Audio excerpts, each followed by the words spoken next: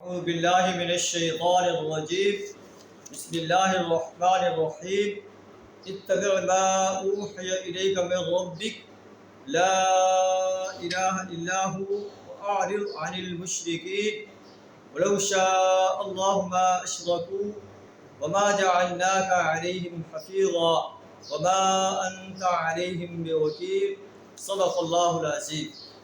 سورہ انعام آیت نمبر 106 اور 107 آپ کے سامنے تلاوت کی ہے۔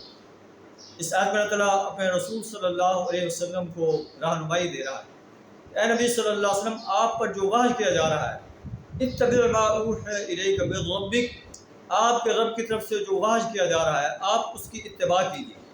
لا الہ الا ہو، اللہ کے سوا کوئی معبود نہیں۔ آپ کی دعوت یہ ہے کہ اللہ ہی کی بندگی کرو، اللہ ہی کی غلامی اختیار کرو۔ وَأَعْرِضْ عَنِ الْمُشْرِكِينَ، مشرکین سے اعراض کر دو۔ مشرکین اگر آپ کی بات نہیں مانتے تو ان کی پرواہ نہ کرو۔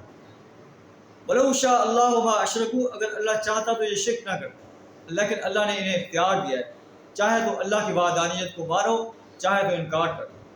وَمَا جَعَلْنَاكَ عَلَيْهِمْ حَفِيظًا، آپ کو ہم نے ان پر نگہبان نہیں بنایا، آپ کو داعی بنایا ہے، آپ انہیں توحید کی دعوت پیش کریں۔